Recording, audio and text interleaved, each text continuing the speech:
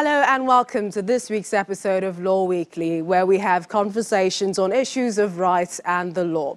I'm Millicent Nwonka, standing in for Shola Shoyele. Our focus on this edition is the leadership crisis in the Nigerian Bar Association, NBA. And sadly, this is playing out at a time the current leadership is winding up. But what are the issues responsible for these disagreements? The NBA leadership, under the watch of the outgoing president, Mr. Lumide Akpata, has accused the Secretary General, Mrs. Joyce Odua, of insubordination and subsequently suspends her from the ESCO. But she fires back with a counter-accusation alleging that the current NBA leadership is trying to amend the Constitution improperly, not following due procedures. We'll have both parties weighing on this, but before then, here are reactions of some lawyers on the issue. This NBA leadership crisis is coming at a time most lawyers are already gearing up for the next annual general conference holding in Lagos. Many believe that this development in the Bar Association is a distraction that could have been avoided. It's just that there's misunderstanding, and I think it's something they could resolve. It's just that I do not think it should be happening at this time, considering the fact that they're almost at the end of the tenure. More also, any court case they will have started by now, I do not see it seeing the light of the day, considering the fact that by Friday next week, this ESCO will have handed over. And the persons being sued, I wonder the capacity with which they are being sued now, whether as office holders or as or in their personal capacity. But I think it's something they can resolve. The tenure is almost expired. As the way they have been doing it, and as we should really perform, by my opinion anyway, because there are many revolutionary decisions, precedents, or standard administrative legacy he has laid, which I believe the subsequent executive of the national NBA, if they keep it up, by the next 10 years, NBA will be in a better place. So now, and the funny part of it, and amazing part of it is that the annual general conference is at hand, where the ESCO supposed to be preparing, and of course the annual general conference, that is where they should do the handing over. So I believe the ESCO ordinarily by now, they should be tidying out their table and handing over. But now the General Secretary is battling on the suspension, while Mr. President is seriously preparing to hand over. As I'm talking now, all the standing committees have been dissolved. It shows that Mr. President is no longer interested in whatsoever happening in their tenure. He's preparing ahead. And immediately he dissolved the standing committees. The president-elect has already set up a transition committee. So we can see the issue. However, there are also some lawyers who believe that this crisis might be a silver lining in a dark sky in setting the record straight with regards to the power of the executives to suspend a general secretary. I think it's okay if actually she wants to make a point. If what they did is illegal, if it is not permitted by the Constitution, nothing stops her from going to go to court to test the law. After all, we are lawyers. So she goes to court to test their action, and it sets a precedent. And then I know that there are some dangerous dimensions there. If they do not, if that thing is not established in law, that they have the power to do that, the branches could also embark on that. When an individual member of the executive has issues with the chairman of a branch, it means that the chairman can on his own so much to remove a member of the executive, an elected member of the executive. So it may set a bad precedent. So I personally feel that it's okay to be tested in court. Let the court look at them. Whatever the court says is binding on everybody. And if the Constitution permits it, yes. So that we don't set a dangerous precedent. Even at the national level, you remember when Obasanjo was having a problem with his VP.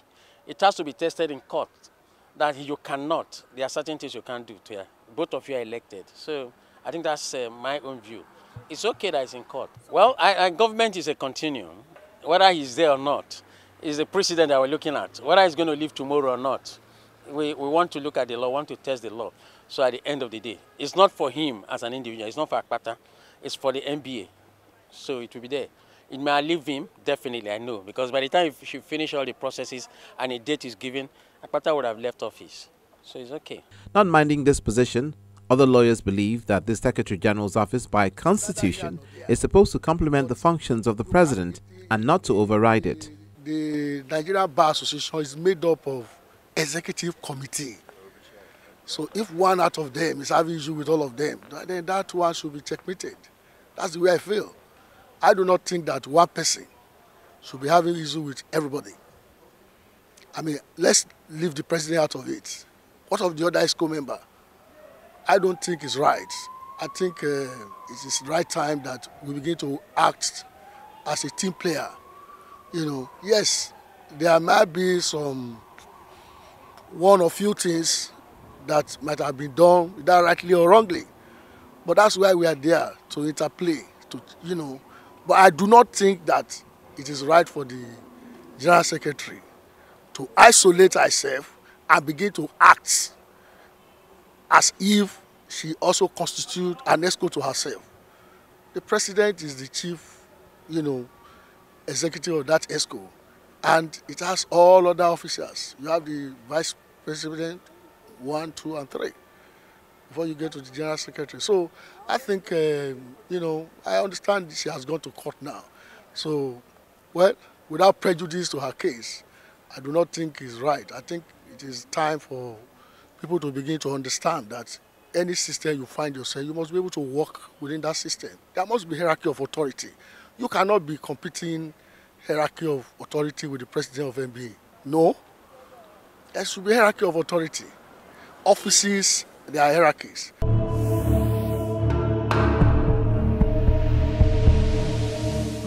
Let's get to the issues now. In the last few weeks, the NBA has witnessed some challenges, all coming at the twilight of this administration.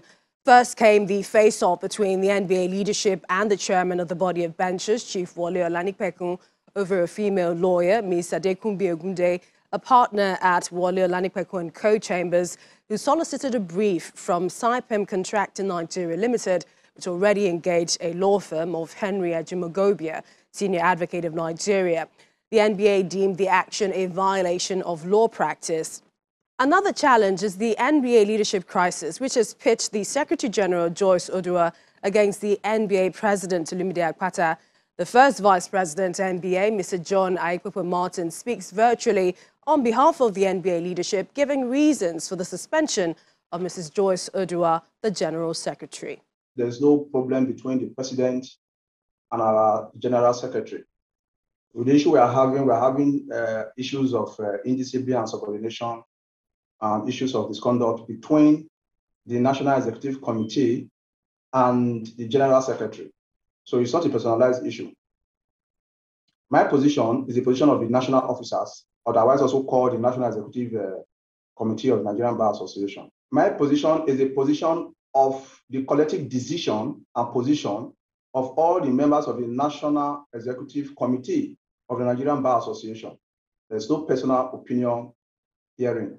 The latent issues on the ground now is that the National Executive Committee, let me use the word national officers for this purpose, the national officers during an emergency meeting, attended by all the members of that body, suspended Madam Joyce Odua, the suspended General Secretary of the NBA.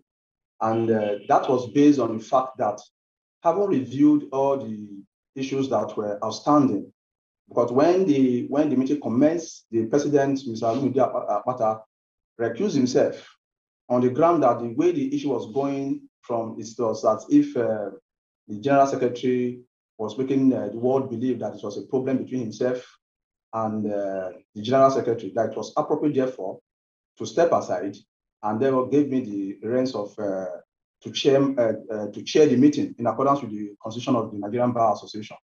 And Madam Yes, our General Secretary, Madam Joyce Odua, was called upon to confirm whether the stories in the social media, i.e., whether indeed he issued the letter, the notice of withdrawal of the notices already given before for the proposed amendment to the constitution of the Nigerian Bar Association, and whether she was indeed the person who released the information or sought to withdraw the agenda for the annual general meeting, because we all saw them on social media, and the emails that it was distributed came from an unknown email, it's not an official email. And she confirmed the fact that yes, what we read in the social media is correct, and that the further follow-up on the interview he granted was also correct, and that having confirmed that there's nothing she was going to add to what was on discussion, but we're not sure whether indeed she was the person that released made those notices or gave that interview that was reported in the social media. But she confirmed before us that indeed she did. And thereafter, immediately she said that she doesn't think that she has any reason to remain in the meeting. And she walked away. I.e., the meeting was a Zoom meeting, so she simply switched off and was gone. If you read the memo upon which we call on the president to call an emergency meeting because the way things were getting out of control, if you read that memo, you find a situation where the national officers detailed all the misdemeanors and misconducts we know that the General Secretary has been involved in over the long period of almost 2 years. And suffice it to say that all this while, when these matters are brought up and we seek the permission of the president to make the matters, to discuss the issues critically and take action, the president will always say that let's just forget about it. Let's go on and ensure that we don't have a semblance of crisis within our midst or confusion within our midst. So over the months, it was actually Mr. President who had protected Judge Odua from the sanction or investigating the activities of Judge Odua. For example, let me give an example. In the Ondo election of 2020, Madam GS was the person who was the team leader of our observer team.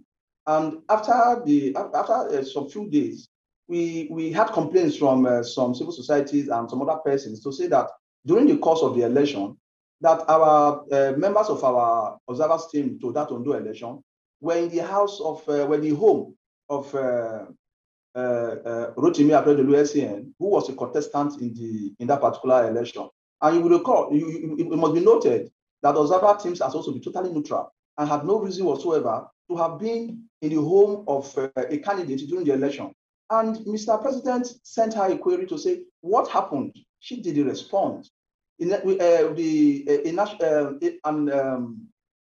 panel was set up to investigate the issue, and the other members of the team confirmed the fact that that's exactly what happened. Madam GS, please come and let's have your side of the story. She totally refused to come forward. That was there. And the president, when the national officer called on the president to take action, that was unbecoming of the office of the general secretary, he waved it aside to say, let's just forget about it.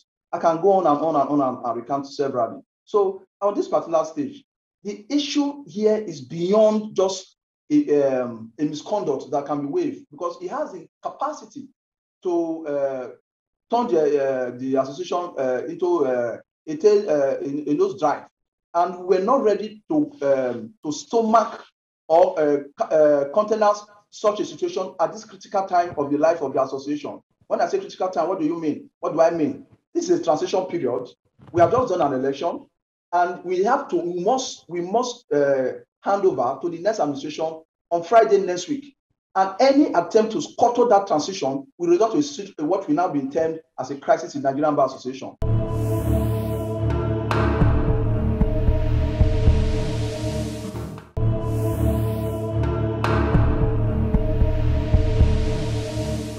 The NBA Secretary General is firing back. She says her record shows positive achievements, serving as the second female Secretary General of the NBA, and that this fell apart when she refused to support a request for increment of bar practice fee, another constitution amendment, all coming barely 60 days to the NBA's annual general meeting, which she says is unconstitutional. Concerning what the allegation that I didn't do what I was asked to do, I will tell you this, that I've replied what the president said earlier by the letter of withdrawal. What happened was that we had a NEC meeting at Ilorin, and at Ilorin, the branch chairman asked for increment of their percentage from the bar practice fee. And the resolution was passed that the Constitution should be amended. The Constitution should be amended just for that. And later on, it was agreed that maybe some other non-contentious issues also can be brought in. And in that meeting, I remember vividly, because the provision of the Constitution is clear, and the provision of the Constitution says that for you to amend the Constitution of the Nigerian Bar Association 25(1), you have to comply with the provision of Section 25(1), which means your proposed amendment must get to the General Secretary 60 days before the annual general meeting. And what happened was this: the chairman of the branches, which this really touched much on, they sent in their proposal on time, their proposed amendment on time. I have the letter.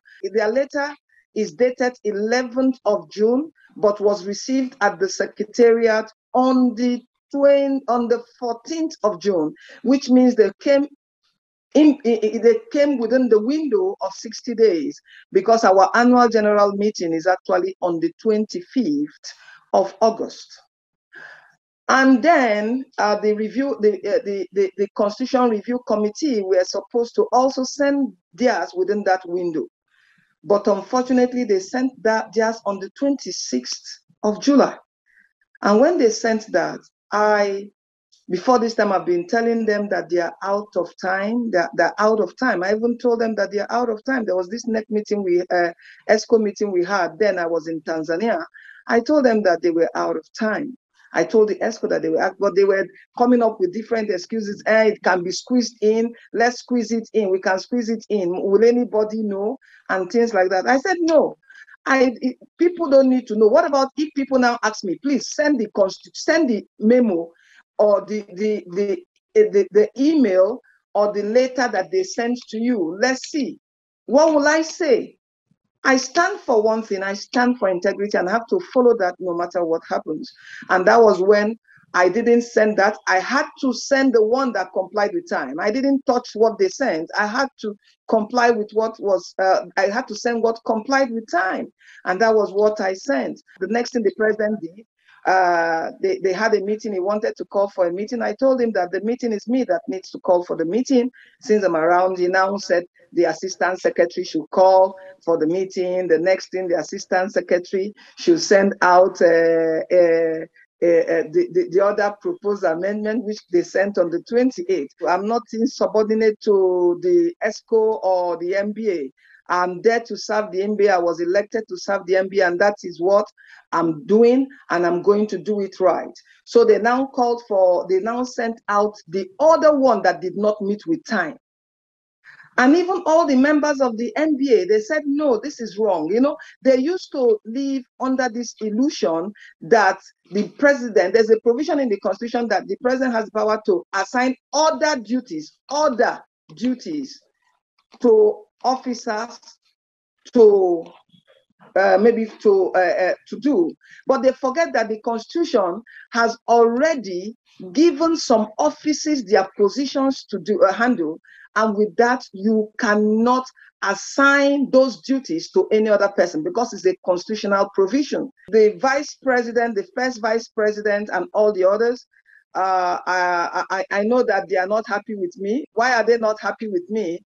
Because I am the vetting officer and the one that recommends memo to the president to approve.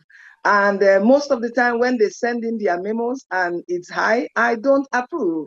So they are not happy. I recommend. They are not happy about that. But what I'm trying to say that, for example, Mr. John Aikpokpo Martins and Kunle during the Jusun strike of last year, they just went and stayed in the hotel for almost a month, 20 days. And when they went there and stayed for 20 days, I told the president that I was not going to recommend that memo to him. And I did not recommend it. And that made them to be very bitter with me. What happened in the Ondo State, you will remember, I was one of those that went there, and there was this time that there was this, I think there was something they showed on air. I think Channels Television showed that also. I'm not even sure that the governor's wife was wounded. The governor's wife was wounded. I and my team, the governor's wife was wounded or so, there was chaos. We had to go around there to find out whether that was true. We had to put that in our reports. And that was what happened. We went there, we now saw the wife, we saw the governor. He said, no, that story is false. Immediately they gave us that the story was false, we left.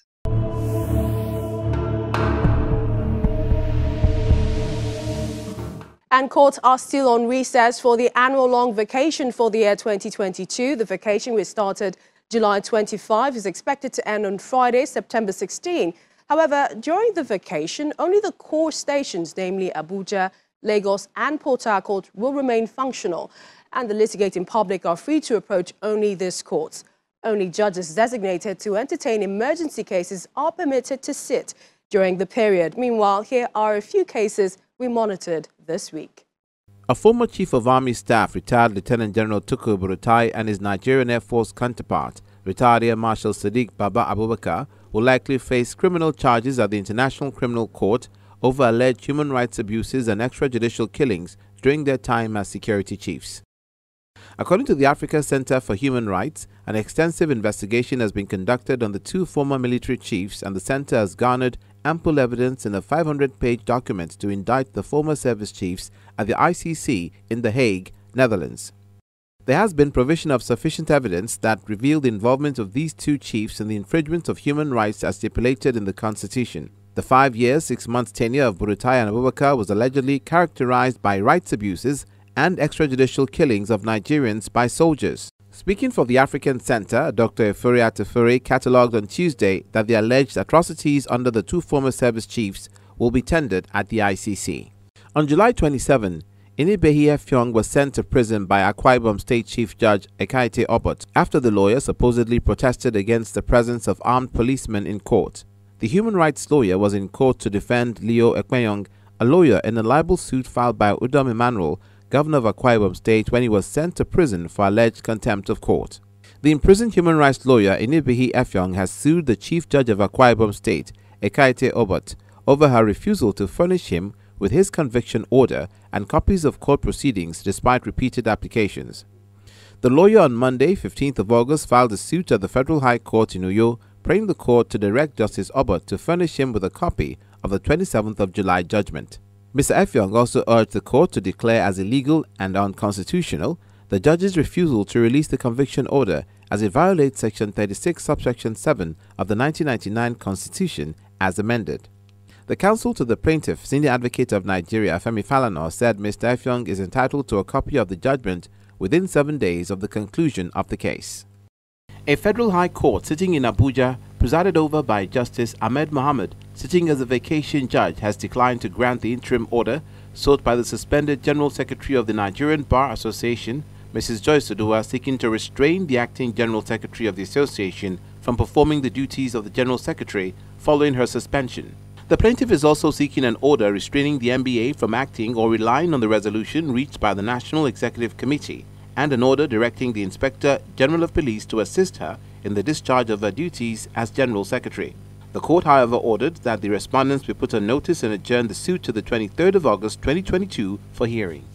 A constitutional lawyer and rights activist, Chief Mike Ozekeme, has dragged the Independent National Electoral Commission to court over the stoppage of the voters' registration exercise on July 31st. He filed the suit together with another lawyer, Abubakar Sani, as second plaintiff. In the suit, they sought a mandatory injunction compelling INEC to extend the continuous voter registration exercise until the stipulated 90 days to the elections as provided by Sections 9, Subsection 6, Section 10, Subsection 1, and Section 12, Subsection 1 of the Electoral Act 2022. The plaintiffs are asking the court to declare that INEC cannot purport to terminate the continuous voters registration exercise on July 31st, 2022, more than 6 months before the general election scheduled to hold on February 25th, 2023, as doing so will disenfranchise millions of eligible potential voters, including the second plaintiff.